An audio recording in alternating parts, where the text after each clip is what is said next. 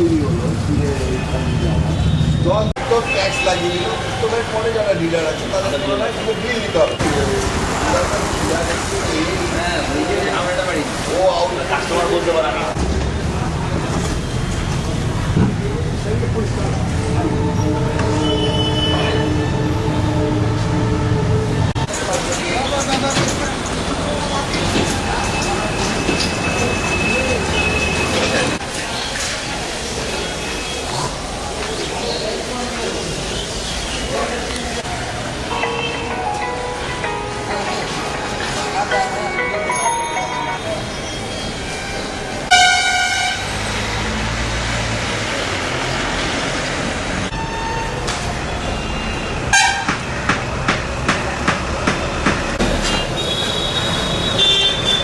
GST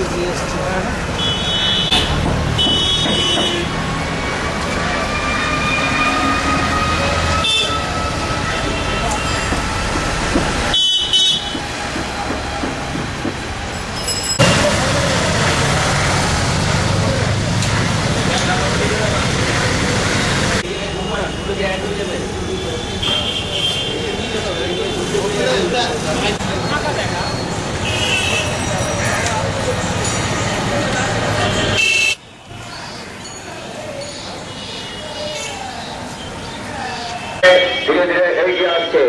আপনারা নিজ নিজ ব্যবসা প্রতিষ্ঠান বন্ধ রেখে আমাদের মোটর সাইকেল আমাদের এই ব্যবসা আপনারা প্রতিষ্ঠান বন্ধ রেখে আমাদের এই র্যালিতে অংশ নেওয়ার জন্য আহ্বান জানাচ্ছে সভাপতি ও সম্পাদক মালদা মার্চেন্ট।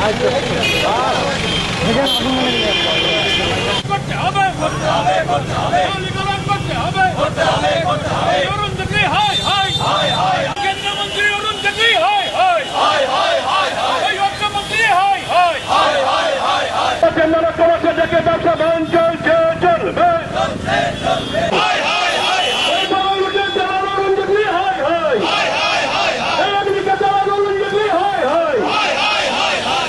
চব্বিশ ঘন্টা বন্ধ চলছে, তাই আপনি আসুন আপনার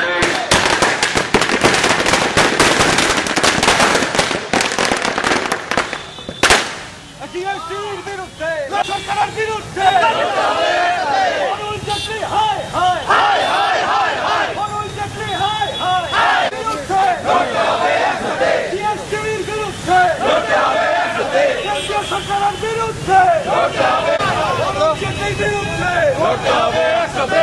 সরকারের বিরুদ্ধে জিএসটি মানছি না, মানবো না, মানছি না, মানবো না, জিএসটি মানছি না, মানবো না,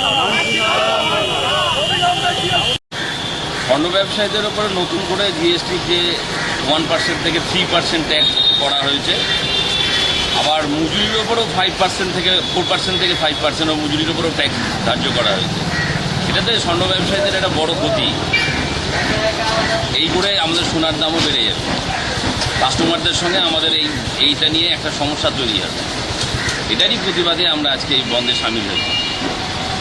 আজকে সারা ভারতবর্ষে আগামীকাল থেকে জিএসটি নামক একটা আইন চালু হতে চলেছে, যে আইনের পরিপ্রেক্ষিতে আজকে সারা ভারতবর্ষের ব্যবসায়ীরা একসঙ্গে ধর্মঘটে সামিল হয়েছে।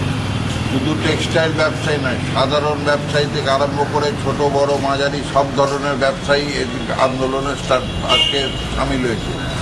আপনারা জানেন এই যে আইন জিএসটি আইন যেটা চালু করা হয়েছে, সেই জিএসটি আইনকে বিশেষ করে ক্ষুদ্র ব্যবসায়ী মাঝারি ব্যবসায়ীদের স্বার্থে আজকে চেম্বার অফ কমার্স, ভারতীয় উদ্যোগ ব্যাপার মণ্ডল এই আন্দোলনে সামিল হয়েছে। এবং এই ব্যবসায় যে 20 লক্ষ টাকা যে আমাদের লিমিট করা হয়েছে, সেই 20 লক্ষ টাকাটাকে বাড়িয়ে আমরা 1 কোটি টাকা দাবি করছি। এবং কম্পোজাইট স্কিমে যে 1% করা হয়েছে সেটাকে 0.5% করা এবং